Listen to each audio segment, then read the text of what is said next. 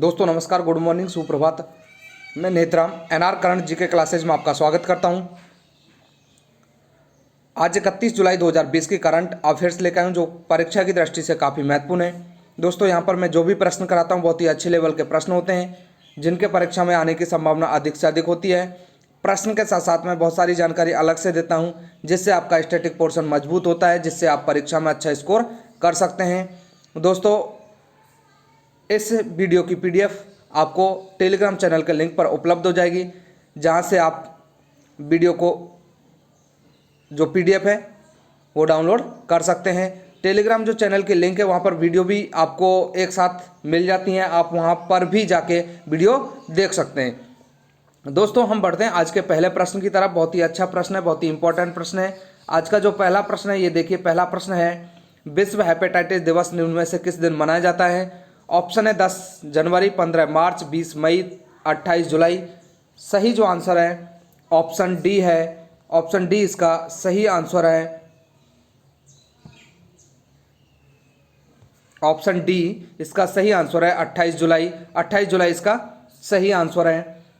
विश्व हेपेटाइटिस दिवस मनाए जाने का जो मुख्य उद्देश्य है लोगों को हेपेटाइटिस के लिए जागरूक करना। लोगों में जागरूकता न होने का कारण लोग सही समय पर हेपेटाइटिस का टीका नहीं लगवाते हैं, जिसके कारण यह बीमारी बढ़ती जाती है। विश्व हेपेटाइटिस दिवस 2010 से मनाया जाता है। 2010 से इस दिवस को मनाया जाता है। विश्व स्वास्थ्य संगठन ने मई 2010 में एक प्रस्ताव पारित कर यह दिवस मनाने की घोषणा की थी। आगे बढ़ते हैं, एक फोटो देखिए, वर्ल्ड हेपेटाइटिस डे 28 जुलाई। प्रश्न नंबर दो देखिए, हाल ही में किस क्रिकेट बोर्ड ने अपने मुख्य कार्यकारी अधिकारी सीईओ लुत्फुल्लाह स्टेनिकाइज को पद से बर्खास्त कर दिया है। ऑप्शन है Afghanistan cricket board, Pakistan cricket board, ऑस्ट्रेलियाई क्रिकेट बोर्ड और Bangladesh cricket board. Option A इसका सही आंसर है। ऑप्शन ए इसका सही आंसर है अफगानिस्तान। अफगानिस्तान क्रिकेट बोर्ड ने अपने मुख्य कार्यकारी अधिकारी जो लुत्फुल्लाह स्टेनिकाइज को कुप्रबंधन, असंतोषजन प्रदर्शन और मैनेजरों के साथ दुर्व्यवहार के कारण बर्खास्त कर दिया है। इसको जो बर्खास्त किया है इसलिए किया है कुप्रबंधन, असंतोषजनक प्रदर्शन और मैनेजरों के साथ में दुर्व्यवहार। एसीबी के साथ इसका 3 साल का अनुबंध था। पहले एसीबी के साथ में 3 साल का अनुबंध था। अफगानिस्तान के 50 वर्ष के विश्व कप में लचर प्रदर्शन के बाद उन्हें पिछले साल जुलाई में नियुक्त किया था। अफगानिस्तान की टीम विश्व कप में भी एक भी मैच नहीं जीत पाई थी। आगे बढ़े, प्रश्न नंबर 3 देखिए, रूस ने किस देश को S-400 मिसाइल सुरक्षा प्रणाली की आपूर्ति पर रोक लगा दी है। ऑप्शन है पाकिस्तान, चीन, भारत और जापान। सही जो आंसर है ऑप्शन बी है चीन। रूस ने चीन को दी जाने वाली S-400 मिसाइल डिफेंस सिस्टम की आपूर्ति पर तत्काल रोक लगा दी है। S-400 उन्नत प्रणाली वाला मिसाइल सिस्टम है जिसमें सतह से हवा में मार करने की क्षमता है। रूस ने डिलीवरी पर रोक लगाते हुए कहा है कि भविष्य में S-400 की डिलीवरी को लेकर तिथि निर्धारित की जाएगी। S-400 वायु रक्षा प्रणाली को रूस में अपने तरह की सबसे उन्नत प्रणाली माना जाता है। इसकी जो कैपेसिटी है ये 400 किलोमीटर की दूरी और 30 किलोमीटर की ऊंचाई तक लक्ष्य को नष्ट कर सकती है। 400 किलोमीटर दूरी और 30 किलोमीटर ऊंचाई तक ये लक्ष्य को नष्ट कर सकती है। आगे बढ़ते हैं प्रश्न नंबर 4 की तरफ। प्रश्न नंबर 4 देखिए, अंतर्राष्ट्रीय बाघ दिवस निम्न में से किस दिन मनाया जाता है। 15 मार्च, 10 मई, 19 जनवरी और 29 जुलाई। सही जो आंसर है ऑप्शन डी है 29 जुलाई। 29 जुलाई सही आंसर है। विश्व भर में इसको 29 जुलाई को अंतर्राष्ट्रीय बाघ दिवस के रूप में मनाया जाता है। यह दिवस जागरूकता दिवस के तौर पर भी मनाया जाता है। विश्व में बाघों की संख्या जो लगभग 70% आबादी भारत में है।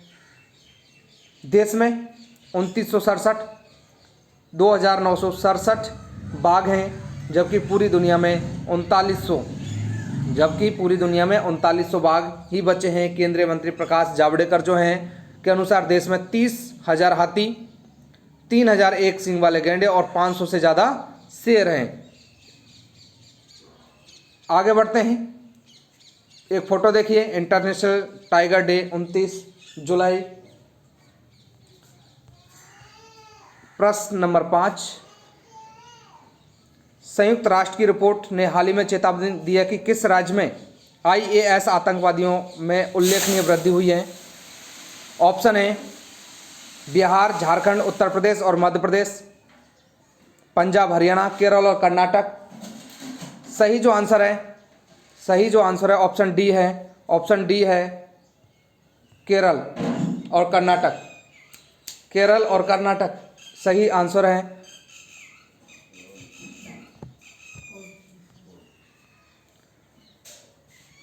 संयुक्त राष्ट्र संघ की बात करें तो संयुक्त राष्ट्र संघ के बारे में देखिए। इसकी स्थापना 24 अक्टूबर 1945, मुख्यालय न्यूयॉर्क, संयुक्त राज्य अमेरिका। सदस्य 193, अध्यक्ष हैं एंटोनियो गुटेरेस। और भाषा इसकी जो 6 भाषाएं हैं, अरबी, चीनी, अंग्रेजी, फ्रांसीसी, रूसी और स्पेनी, ये 6 भाषाएं हैं। इसकी जो कामकाज की भाषाएं, ये 6 भाषाएं। आगे बढ़ते हैं, प्रश्न नंबर 6 देखिए। मदर इंडिया, कोहिनूर, एक सपेरा जैसी फिल्मों में काम कर चुकी दिग्गज अभिनेत्री का हाल ही में निधन हो गया है। वो कौन है हमको बताना है। ऑप्शन है कुमकुम, स्मृति झा, रिंकू घोष, संगीता तिवारी। ऑप्शन ए इसका सही आंसर है कुमकुम।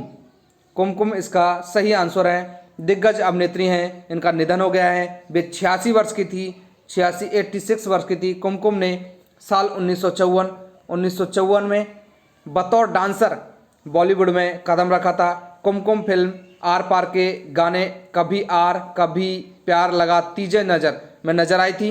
उन्होंने इसके बाद कई फिल्मों में काम किया, जैसे मदर इंडिया है, कोहिनूर है, उजाला है, नया दौर, सपेरा, लुटेरा, राजा और रंग गीत, ललकार, ये काफ़ी फिल्मों में इन्होंने काम किया है।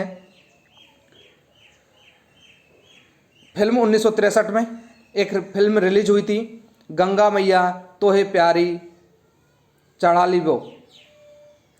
ये एक फिल्म भोजपुरी फिल्म थी। आगे बढ़ते हैं, मैं एक फ़ोटो दिखा देता हूं उनका। ये है कुमकुम। आगे बढ़ते हैं, प्रश्न नंबर 7, IRCTC ने इनमें से किस बैंक के साथ मिलकर रुपे कार्ड लॉन्च किया है।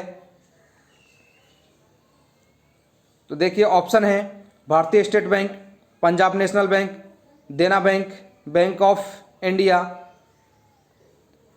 इसका जो सही आंसर है ऑप्शन ए है। ए इसका सही आंसर है, भारतीय स्टेट बैंक। IRCTC ने भारतीय स्टेट बैंक SBI के साथ मिलकर खास क्रेडिट कार्ड लॉन्च किया है। इस क्रेडिट कार्ड के जरिए आप शॉपिंग के साथ साथ दवाइयों की खरीद पर भी भारी छूट पा सकते हैं। इसके अलावा ट्रेन टिकटों की बुकिंग में डिस्काउंट और कैशबैक के साथ साथ फ्री ट्रेन टिकट का ऑफर भी मिलता है। रेल मंत्री पीयूष गोयल ने इस कार्ड के लॉन्च के दौरान कहा है कि SBI को अगले 25 दिसंबर तक 3 करोड़ लोगों को ये कार्ड जारी करने का आदेश दिया है। IRCTC इंडियन रेलवे कैटरिंग एवं टूरिज्म कॉरपोरेशन इसकी फुल फॉर्म है। आगे बढ़ते हैं, प्रश्न नंबर 8 नंबर। प्रश्न नंबर 8 देखिए। चीन ने पृथ्वी का अध्ययन के लिए निम्न में से कितने नए सैटेलाइट लॉन्च किए हैं। ऑप्शन है 7, 3, 4 और 1। सही जो आंसर है ऑप्शन बी है 3 इसका सही आंसर है। चीन ने पृथ्वी का अध्ययन के लिए 3 नए सैटेलाइट लॉन्च किए हैं। इन सैटेलाइट के जरिए पृथ्वी का अध्ययन करने के अलावा एक्सरे, लॉबस्टर आइस से इन अनजाने अनछुए तत्वों की तलाश करेगा। सैटेलाइट जो सेंटर है से जी युआन 3 अर्थ ऑर्बिटेशन सैटेलाइट है। ये के अलावा 2 अन्य सैटेलाइट लॉन्च किए गए हैं। चीन ने यह तय किया है कि उसे साल 2050 तक खुद को साइंस और इनोवेशन के क्षेत्र में ग्लोबल लीडर बनाना है। बात करते हैं चीन की, तो चीन के बारे में देखिए। राजधानी बीजिंग है, सबसे बड़ा शहर संघाई है, राजभाषा यहाँ की मंदारिन है, राष्ट्रपति शी जिनपिंग है, प्रधानमंत्री ली कचियांग है और मुद्रा है रेन मिनवी। आगे बढ़ते हैं, प्रश्न नंबर 9 देखिए। हाल ही में किस भारतीय क्रिकेट फर्स्ट क्लास एवं आईपीएल ने सभी प्रारूपों से संन्यास लेने की घोषणा की है? किस क्रिकेट जो भारतीय क्रिकेटर है उसने संन्यास लेने की घोषणा की है? ऑप्शन है रजत भाटिया, मिथुन व्यास, अमित भंडारी, परविंदर अवाना। ऑप्शन ए इसका सही आंसर है रजत भाटिया। रजत भाटिया इसका सही आंसर है। ये 20 साल लंबे करियर को अब विराम देने का इन्होंने फैसला किया है। उन्होंने 1999, 2000 में रणजी तमिलनाडु के खिलाफ घरेलू क्रिकेट में डेब्यू किया था। दिल्ली की तरफ से रणजी करियर की शुरुआत करने वाले रजत भाटिया ने अपना आखिरी मुकाबला पिछले साल उत्तराखंड की तरफ से खेला था। उन्होंने साल 2019 में अपना अंतिम रणजी मैच खेला। साल 2019-20 के सीजन में रजत भाटिया ने शानदार खेल दिखाते हुए 175 रन की बेमिसाल पारी खेली थी। औसत से कुल 700 रन बनाए थे। रजत भाटिया की एक फोटो दिखा देता हूं। यह है रजत भाटिया। आगे बढ़ते हैं। प्रश्न नंबर है 10वां, बहुत ही अच्छा प्रश्न है।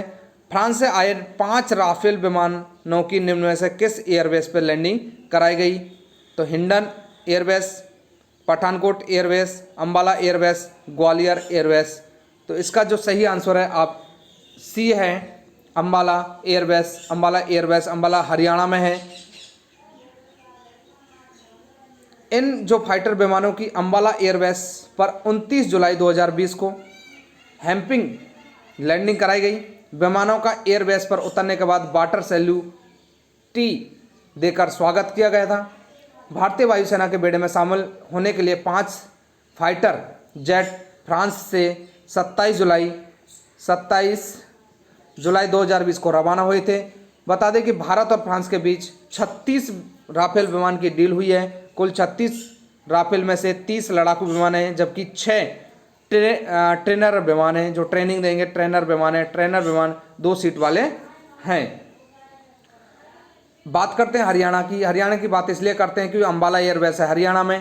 तो हरियाणा के देखिए राजधानी चंडीगढ़ है, सबसे बड़ा शहर है फरीदाबाद। इसका जो घनत्व है 573 वर्ग किलोमीटर है। इसका गठन हुआ है 1 नवंबर 1966 को हुआ है। मुख्यमंत्री मनोहर लाल खट्टर, राज्यपाल सत्यदेव नारायण आर्य हैं। विधानसभा की 90 सीटें, राज्यसभा की 5 और लोकसभा की 10 सीटें। राष्ट्रीय पार्क है सुल्तानपुर नेशनल पार्क। प्रमुख राष्ट्रीय पार्क है यहाँ पर। नदियां हैं यमुना, घग्गर और मरकंडा, ये प्रमुख नदियां हैं। आगे बढ़ते हैं प्रश्न नंबर 11 की तरफ। प्रश्न नंबर 11, भारतीय मूल की निम्न में से किस लेखिका के उपन्यास वर्ण शुगर को प्रतिष्ठित अवार्ड बुकर हेतु शामिल किया गया है?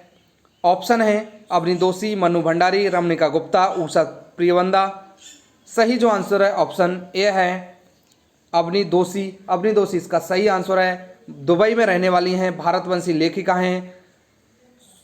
करीब 13 नामों को और शामिल किया है 2020 के बुकर पुरस्कार के लिए सूची में शामिल किया है। इस सूची में 2 बार बुकर पुरस्कार जीत चुकी हैं हिलेरी मैंटल, इनका भी नाम है। चयन मंडल ने लेखिका की संक्षिप्त सूची तैयार करने के लिए ब्रिटेन और आयरलैंड में अक्टूबर 2019 से प्रकाशित 162 उपन्यासों का आकलन किया। इसमें से 6 लेखिकाओं के नाम घोषणा सितंबर में होगी और नवंबर में पुरस्कार की घोषणा की जाएगी। अवनी दोषी का फोटो दिखा देता हूं, यह है अवनी दोषी। आगे बढ़ते हैं प्रश्न नंबर 12। प्रश्न नंबर 12 देखिए, भारतीय क्रिकेट बोर्ड पीसीबी ने पाकिस्तान बल्लेबाज उमर अकमल को कितने साल का बैन घटाकर 18 महीने कर दिया है? ऑप्शन है 5 साल, 7 साल, 3 साल और 2 साल। सही जो आंसर है ऑप्शन सी है 3 साल। 3 साल इसका सही आंसर है। भारतीय क्रिकेट बोर्ड जो पीसीबी है ने उमर अकमल को मैच फिक्सिंग के प्रस्ताव मिलने की जानकारी बोर्ड को नहीं देने के कारण अप्रैल में क्रिकेट संबंधी सभी गतिविधियों से 3 साल के लिए बैन कर दिया गया था, जबकि उनका बैन 18 महीने ही रह गया है। अब वह 19 अगस्त 2021 से दोबारा क्रिकेट खेलने के योग्य हो जाएंगे। अकमल का प्रतिबंध अब जनवरी 2020 से अगस्त 2021 तक ही प्रभावी रहेगा। मैं अकमल का फोटो दिखा देता हूँ, ये देखिए अकमल का फोटो है। आगे बढ़ते हैं प्रश्न नंबर 13। प्रश्न नंबर 13 देखिए, केंद्रीय मंत्रिमंडल ने हाल ही में पारंपरिक चिकित्सा पद्धति और होम्योपैथी के क्षेत्र में सहयोग पर भारत और किस देश के बीच समझौता ज्ञापन को मंजूरी दे दी है? ऑप्शन है Libya, Zimbabwe, Morocco, Nigeria.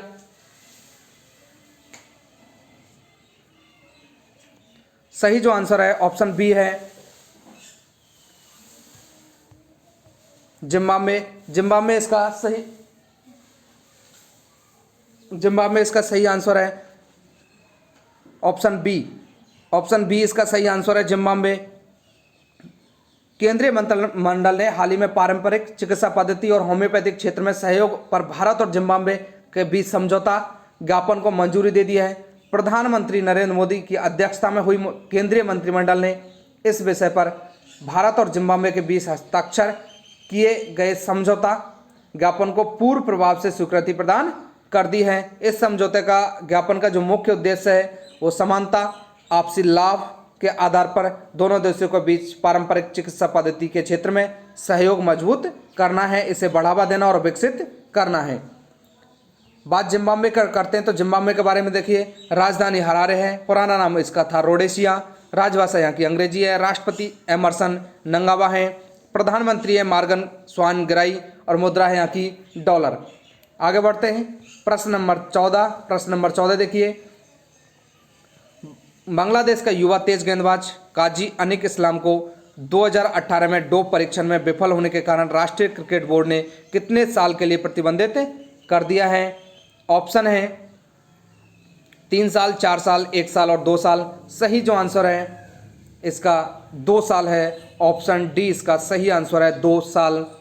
Bangladesh के युवा तेज गेंदबाज काजी अनिक इस्लाम ने 2018 अंडर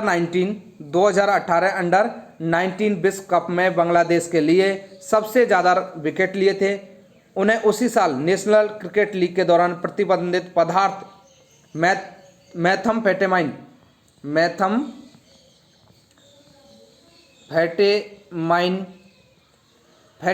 के लिए पॉजिटिव पाया गया था। उनका 2 साल का प्रतिबंध 8 फरवरी 2019 से शुरू हुआ है। 8 फरवरी 2000 से ये शुरू हुआ है और 2 साल के लिए प्रतिबंध रहेगा। आगे बढ़ते हैं, देखिए ये हैं अनिक इस्लाम जो बांग्लादेश के युवा तेज गेंदबाज हैं। प्रश्न नंबर 15 देखिए, संयुक्त राष्ट्र के एक रिपोर्ट के अनुसार दिल्ली में लॉकडाउन के कारण कितने प्रतिशत नाइट्रोजन ऑक्साइड का स्तर घट गया है? ऑप्शन है 50%, 40%, 70% और 60%। ऑप्शन सी इसका सही आंसर है, 70%।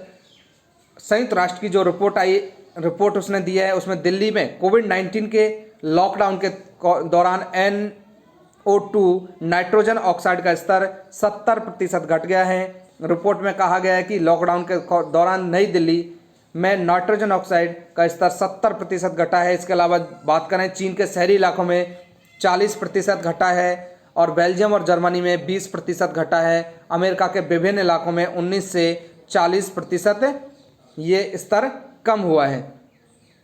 बात करते हैं दिल्ली की, तो दिल्ली के बारे में देखिए, मुख्यमंत्री हैं अरविंद केजरीवाल, उपराज्यपाल हैं अनिल बैजल।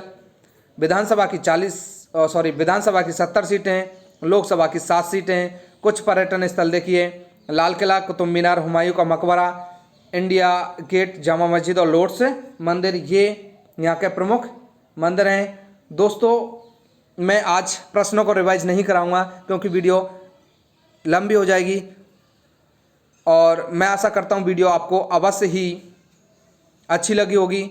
वीडियो को लाइक करें, शेयर करें और हमारे चैनल को सब्सक्राइब करें। सभी लोगों के लिए धन्यवाद।